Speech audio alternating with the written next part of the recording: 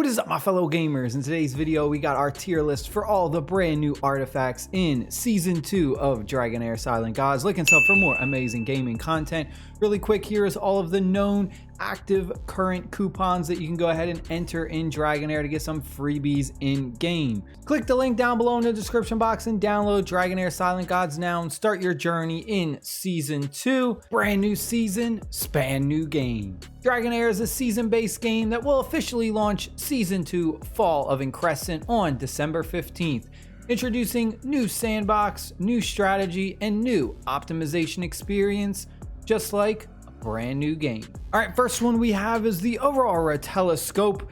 Now, I think this one is absolutely amazing, and some people are probably gonna sleep on this one and they're not gonna think it's that great.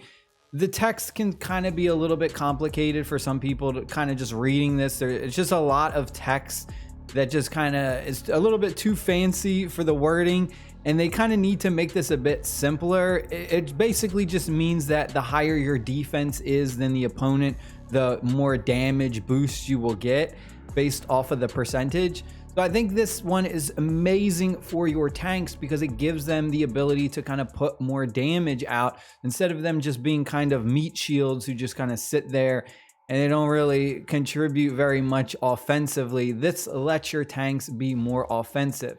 So I think this was an absolute one. I'm putting this in the S because I think, hey, you can use this all the time in any type of content. It's very, very versatile and you can take huge advantage of this. We have is the one that I can't pronounce, bindings. As the battle starts, the wearer has a 100% chance to inflict the attack penalty 2 on the enemy with the highest attack. This is another one that I think is absolutely amazing. We're getting attack and accuracy for our stats. Unfortunately, they are flat stats. It is not an attack percentage. It would be great if it was an attack percentage. But regardless, I still think this is an S tier, and that's because of this bottom part. If the wearer's attack is higher than the target's, then it can't be removed during its duration. When you get this maxed out at 20 seconds, I mean, that is a very, very long time. Their best attacker is going to have an attack penalty 2 on them, and they can't remove the debuff at all. So this is another one that very, very versatile. You can use this in pretty much any type of content, and it's really strong for PvP content. Next one we have is the Natur's Shears.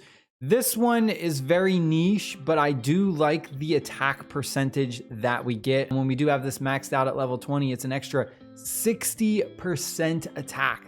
That is a lot of extra attack. The only downside to it is it reduces the target's max HP, but this is only good really for PvP content. This does not help out at all against bosses or against pretty much PvE content. It's really strictly for PvP. Because of that, I'm putting it in the A, only because it's just a little bit too niche. We have is the Titan Rib. This is another one that at first glance, it seems like it's bad, but this is one that I think is actually pretty strong, although I'm still not gonna put it in the S. I'm putting the Titan Rib in the A.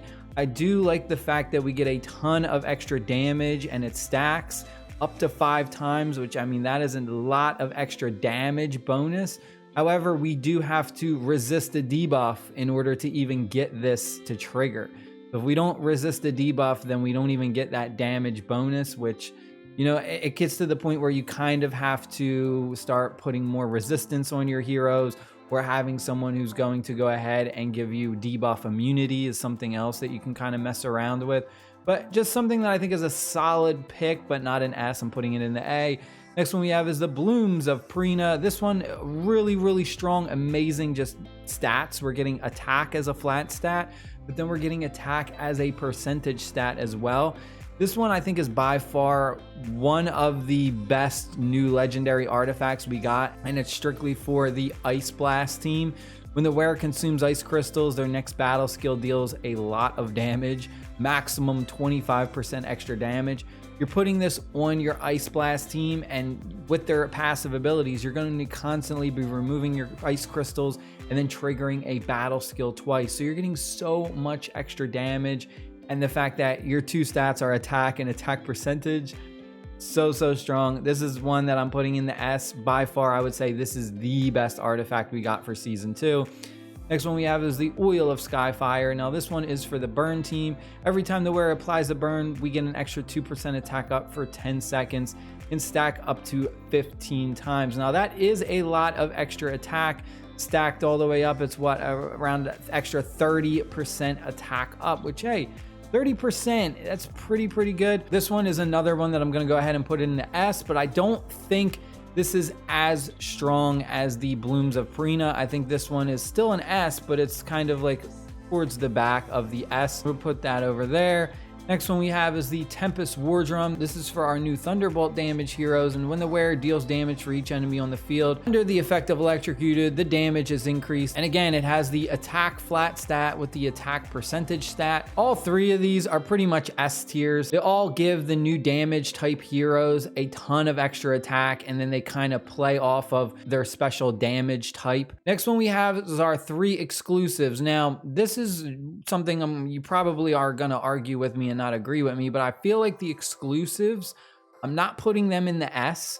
I'm putting all 3 exclusives in the A because they are exclusives. And to me, the way that I'm kind of looking at this is, if you don't have that legendary hero, then this is pretty much completely useless.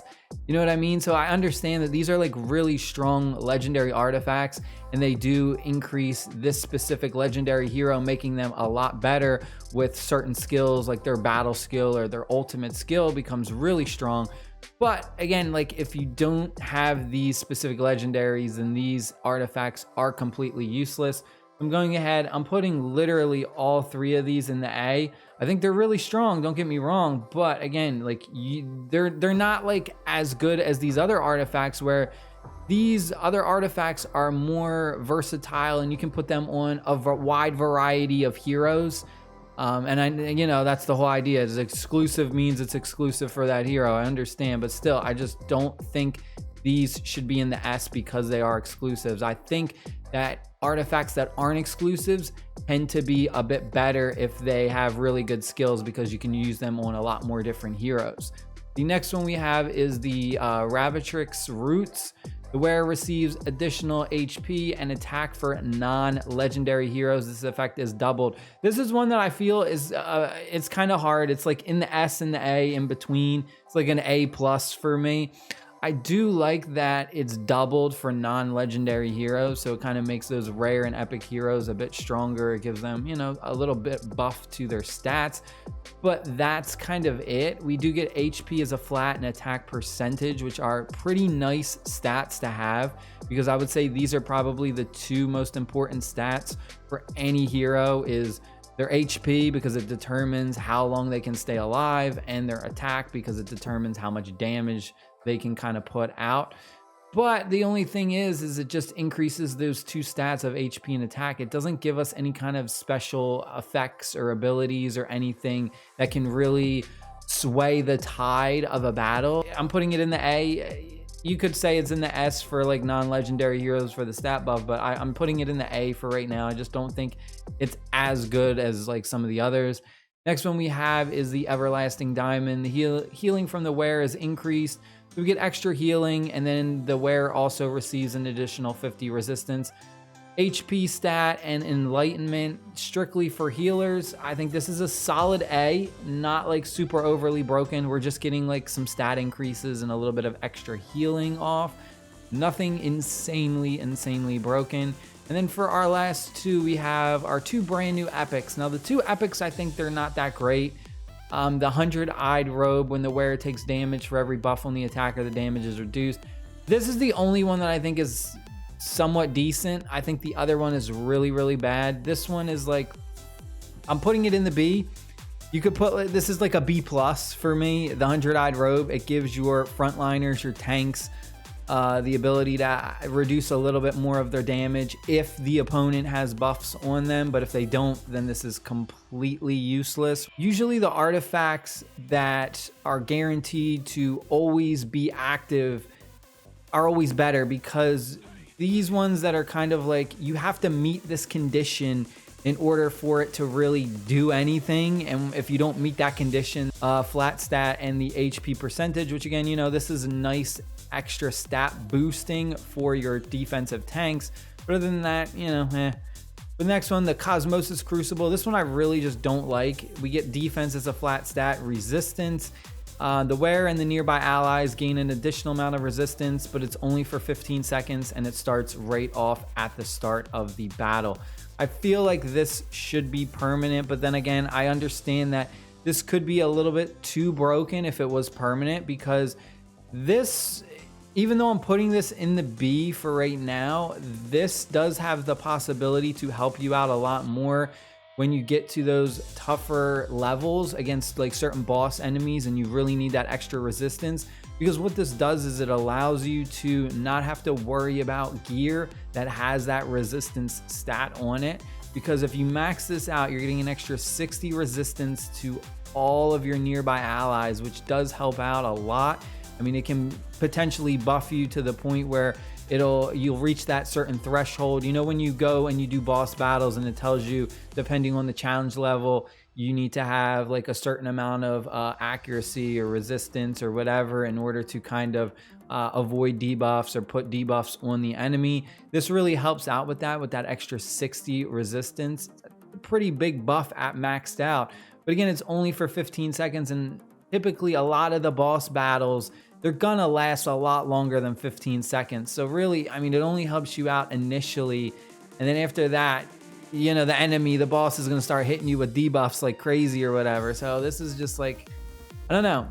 If it was permanent and not timed, I think it would be a lot better, but I don't know if it would be too good at that point, if it was. That is it. I hope you guys and girls enjoyed my artifact tier list for the brand new artifacts in Season 2. Click the link down below in the description box and download Dragonheir right now and start your journey in Season 2. Brand new season, span new game. Stay happy, stay safe, and I'll see y'all later. Peace.